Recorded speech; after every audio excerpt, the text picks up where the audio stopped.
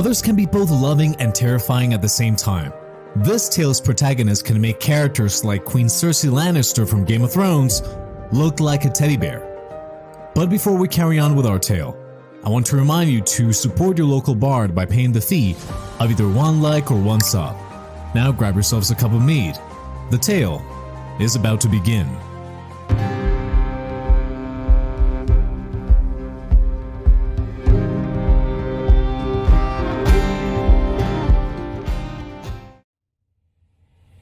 Born into the aristocracy of Macedonia, Olympias, the mother of Alexander the Great, possessed a fierce determination and an ambition that seemed unyielding and that went very far to set her apart from other women of her era. From a young age, she exhibited a fascination with the mystical arts, delving deep into the ancient practices of dark magic and witchcraft that were whispered about in hushed tones by the inhabitants of the kingdom. As she grew older, Olympia's reputation as a practitioner of the occult only intensified. She was known to keep company with serpents, believing them to be emissaries of the gods, and it was said that she could communicate them as easily as she could with humans. Her chambers were adorned with symbols of power and the occult, and the air around her seemed to crackle with the ghostly energy that both captivated and terrified those who crossed her path. But perhaps the most chilling aspect of Olympia's character was her complete unwavering devotion to her son, Alexander. From the moment that he was born, she saw in him the potential for greatness, and she would stop at nothing to ensure that he would fulfill his destiny. As it has already been established, she was well known to be an eccentric woman, so she filled the boy's young mind with tales of his supposed divine ancestry, spinning elaborate stories in his head of how he was the offspring of Zeus himself, and even making him wholeheartedly believe that he was destined to conquer the known world. Under Olympia's guidance, or rather manipulative influence, Alexander's worldview became increasingly shaped by these beliefs. He grew to see himself not just as a mortal man, but as a divine being chosen by the gods to rule over all of humanity.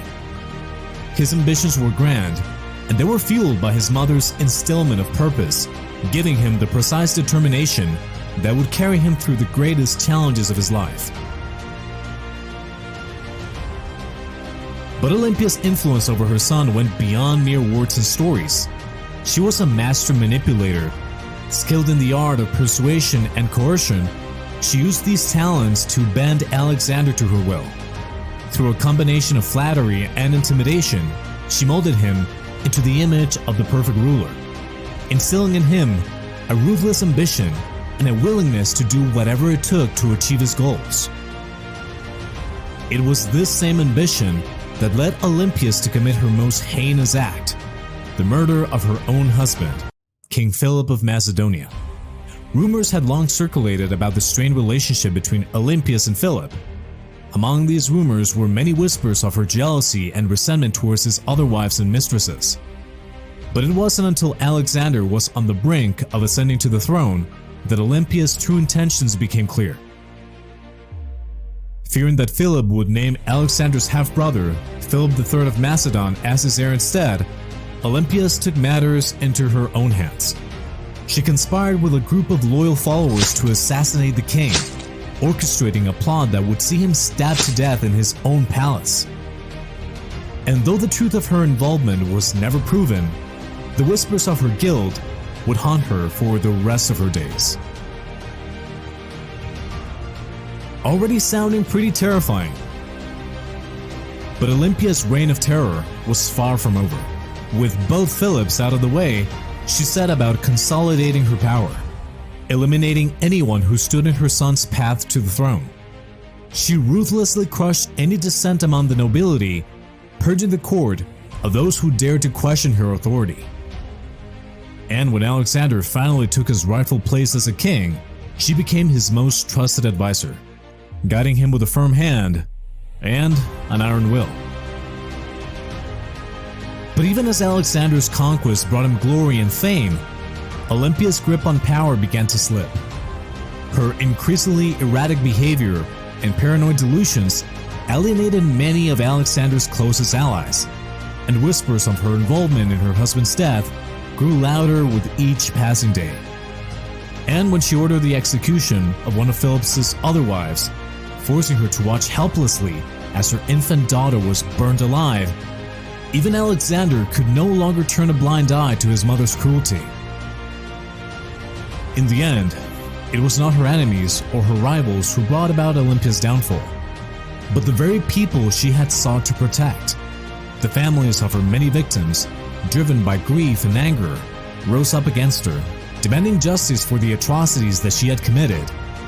And though Alexander hesitated to act against his own mother, in the end, even he could not ignore the cries for vengeance.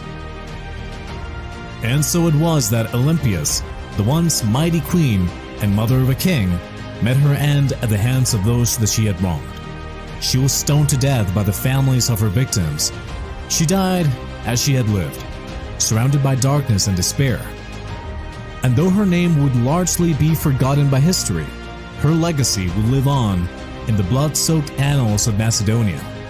A cautionary tale of the dangers of unchecked ambition and the corrupting influence of power.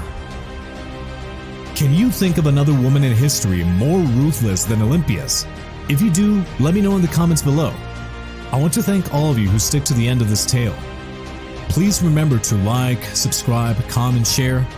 It's one small button for you and a gigantic leap for my channel. Farewell, and may the gods smile upon you.